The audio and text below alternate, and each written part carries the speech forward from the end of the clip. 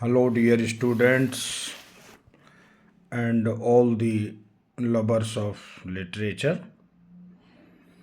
आज बोधिसत्व गुरु रविदास की जयंती है और जयंती विशेष पर आज मैं रविदास जी के बारे में दो चार बातें कहूँगा जो बहुत से लोगों की भ्रांतियाँ तोड़ेंगी और कुछ लोगों को नया ज्ञान मिलेगा। मेरे हाथ में जो पुस्तक है ये पुस्तक है दी अनटचेबल्स। इसे लिखा है डॉक्टर B.R. अम्बेडकर ने। तो इस पुस्तक से और रविदास जयंती से क्या संबंध है पहले यही बताऊंगा। इस पुस्तक को उन्होंने समर्पित किया है गुरु रविदास को, 3 महापुरुषों को समर्पित किया है। Dedicated, inscribed to the memory of Nandanar, Ravidas and Chokha Mela. 3 महापुरुष हुए जिसमें रविदास जी को उन्होंने तीनों महापुरुषों की श्रेणी में गिना और लिखा है बाबा साहब ने कि 3 renowned saints who were born among the untouchables and who by their piety and virtue won the esteem of all। ये डेडिकेटेड जो किया गया है पेज, उसमें लिखा हुआ है कि 3 महान संत हुए जो अनटचेबल समाज में पैदा हुए, अछूत समाज कहा जाने वाला समाज जो था उसमें पैदा हुए। हु बाई देयर पाइटी, जिन्होंने अपने शीलों की दम पर, एंड वर्च्यू और गुणों की दम पर, won the steam of all, सभी से सम्मान प्राप्त किया। इस पंक्ति से, इस लाइन से, इस स्टेटमेंट से जो बाबा साहब ने यहाँ दिया है उससे साफ जाहिर होता है कि रविदास जी का संबंध शील से था और शीलों का उद्गम बुद्ध से हुआ है। पाइटी, उनको बाबा साहब ने भक्त नहीं बताया। ज़्यादातर लोग भक्त कहते हैं और जिस काल में रविदास जी हुए उसे भक्ति काल कहते हैं। तो इस पुस्तक को पढ़ के और बाबा साहब अम्बेडकर के रविदास जी के बारे में विचार क्या है उनको पढ़ के ये लगता है कि वे भक्ति काल में भक्त नहीं थे बल्कि वो मुक्ति काल के मुक्तिदाता थे। उसे भक्ति काल को मुक्ति काल कहा है कि वो ऐसा पीरियड था जहाँ पर रविदास, कबीर और इधर नांदनार और चोखा मेला लोगों को मुक्ति का मार्ग दिखा रहे थे। और मुक्ति किससे? मेंटल स्लेवरी से, मानसिक गुलामी से मुक्ति। चूँकि रविदास जी का काल आज से 600 वर्ष पूर्ण रहा और 600-700 वर्ष पूर्ण इस देश में सल्तनत काल था और सल्तनत काल में सामाजिक, आर्थिक, धार्मिक और शैक्षिक इवन आध्यात्मिक गैर बराबरी थी। उस गैर बराबरी के विरुद्ध लड़ने वाला व्यक्ति भक्त कैसे हो सकता है? क्योंकि भक्ति तो आँख मूंद कर की जाती है किसी की भी, जिसके प्रति श्रद्धा होती है, जिसको कोई इष्ट मानता है, उस पर कोई प्रश्न नहीं उठाता बल्कि उसकी भक्ति करता है आँख बंद करके, आँख मूंद कर। तो ऐसे नहीं थे गुरु रविदास। वे एक बोधिसत्व थे, बुद्ध की शिक्षाओं को उसी स्थान पर फैला रहे थे और बुद्ध से के जाने के बाद 2000 साल बाद वहीं पर जन्मे जहाँ पर बुद्ध कभी विचरण करते थे, जहाँ पर बुद्ध ने अपनी शिक्षाओं का बीजारोपण किया। बुद्ध ने ऋषि पत्तन से प्रथम उपदेश दिया और बनारस के आसपास जो है बुद्ध अधिकांश रहे, बीजारोपण किया रैशनल स्टीम का, विवेकवादी विचारधारा का, विज्ञानवादी विचारधारा का और तर्कवादी विचारधारा का, जहाँ से अंकुरित होकर के वे बीज 2000 साल बाद प्रस्फुटित हुए कबीर के रूप में और रविदास के रूप में। और ये रविदास और कबीर बट वृक्ष बने, बीजारोपण बुद्ध का ही किया हुआ था। तो ये एक बोधिसत्व थे, अपनी भाषा को बड़े शीलों का पालन करके कहते थे। दोनों में, कबीर रविदास में इतनी घनिष्ठता थी कि वे एक दूसरों को अपना गुरु मानते थे। और संत शिरोमणि की जो उपाधि मिली गुरु रविदास को, ये कबीर साहब ने ही उनको कहा कि वो तो संत शिरोमणि हैं, संतों में भी महासंत हैं। तो एक बात तो ये हुई। दूसरी चीज़, लोग उन्हें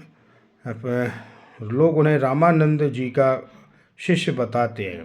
ये बात बिल्कुल झूठी है। रामानंद जी के वो शिष्य नहीं थे, क्योंकि ऐसा कोई भी ब्राह्मण गुरु उस समय तक नहीं हुआ जिसने अछूतों को शिष्य बनाया हो। चूँकि गंगा घाट पर जब शास्त्रार्थ हुआ था रामानंद से, तो उन्होंने पर्दा डाल के शास्त्रार्थ किया था। और जब शास्त्रार्थ में रविदास जी की विजय होती है, तो फिर ये मान लिया जाता है कि ये कोई अछूत नहीं हो सकता जो एक ब्राह्मण से शास्त्रार्थ में जीत सकता है। यह तो कोई पूर्व जन्म का ब्राह्मण ही है, अर्थात इसको शिष्य स्वीकार कर लिया जाए। तब उनको भक्त काल में चालाकी पूर्वक गिना गया। भक्त काल और भक्तमाल दोनों चीज़ें अलग अलग हैं। भक्तमाल जो था वो शिष्यों का पूरा अमला था, और जिसमें उनको केवल चालाकी पूर्वक शिष्यत्व दिया गया। जबकि रविदास का कोई गुरु नहीं था, वो तो अपने आप में अतदीपो भव की अवधारणा पर आगे बढ़े थे। और उन्होंने जो उपदेश दिए वो पूरी की पूरी तरह एक कुशल राजनीतिज्ञ के उपदेश थे। एक राजनीतिज्ञ के रूप में गुरु रविदास को लोग नहीं काउंट करते हैं। इतनी अच्छी राजनीति का कंसेप्ट गुरु रविदास ने जो दिया है, चाहूँ ऐसा राज में जो मिले सबन को अन्न, छोटे बड़े सब संग बसें, रहे रैदास प्रसन्न। आज के लोग राजनीति से दूर रहना चाहते हैं, जबकि राजनीति के बगैर पत्ता नहीं हिलता। कोई भी बात राजनीति की करो तो मना कर देते हैं कि राजनीति की बातें नहीं होनी चाहिए। जबकि गुरु रविदास कुशल राजनीतिज्ञ थे, और वे चाहते थे कि रविदास तभी प्रसन्न होगा जब समतामूलक समाज की स्थापना हो और समतावादी राज्य की स्थापना हो। लेकिन ये बात नहीं कही गई कि रैदास रहे प्रसन्न, तब रैदास प्रसन्न होगा। इस बात को छिपा करके दूसरी बात कही गई कि मन चंगा तो कठौती में गंगा। ये बात असत्य प्रतीत होती है, क्योंकि रविदास जी का मन चंगा तो था ही नहीं। अगर मन चंगा होता तो फिर ये बात यहाँ ना आती कि रैदास रहे प्रसन्न, कब, जब सबको मिले अन्न। तो रैदास की जो ट्रैंक्विलिटी थी, जो प्रसन्नता थी उनकी, वो ज़्यादा जाहिर करी गई कि मन चंगा तो कठौती में गंगा। इसमें भी पूरी राजनीति है, ताकि आप ये सीमित रह जाएं कि उनका संबंध तो केवल कठौती तक रहा और जूते बनाने गांठने तक सीमित रहा, जबकि ऐसा नहीं था बिल्कुल। रविदास जी एक सोशल रिफॉर्मर थे। सोशल रिफॉर्मर का काम है कि पुरानी घृणित परंपराओं को छोड़ना, त्यागना और दूसरों को त्यागने के लिए प्रेरित करना। तो जब वे स्वयं उस चीज़ से उठना चाहते थे, समाज को उठाना चाहते थे, तो ये तर्क की बात है, लॉजिक लगाने की बात है कि फिर वे क्यों जूते बनाने और गांठने का काम करते रहे होंगे। उत्तर प्रदेश से राजस्थान से ऐसा कोई शायद ही बचा हो क्षेत्र भारत का जहाँ पर वो नहीं गए, तो भला उन्हें जूते और ये सारे के सारे घृणित काम कब किए होंगे, कैसे किए होंगे। लेकिन ये बात तो सिर्फ इसलिए प्रचारित की गई ताकि मन चंगा तो कठौती में गंगा वाला कंसेप्ट आप वहीं तक सीमित करके रखें और उनको एक जाति से ऊपर ना उठने दें। He was a social reformer, एक समाज सुधारक थे, social reformer. Along with social reformation he also wanted to bring the Buddhism in India, और बुद्धिज्म का वो प्रचार करना चाहते थे और करते ही थे। और उन्होंने बुद्ध की जो फिलॉसफी है उसको अपने शब्दों में व्यक्त की कि पराधीनता पाप है, जान लेहोरी मीत, और पराधीन आधीन सो कौन करे है प्रीत। तथागत बुद्ध ने सबसे बड़ा रोग गरीबी बताया है, और सबसे बड़े रोग से मुक्ति दिलाने का कार्य गुरु रविदास ने किया है।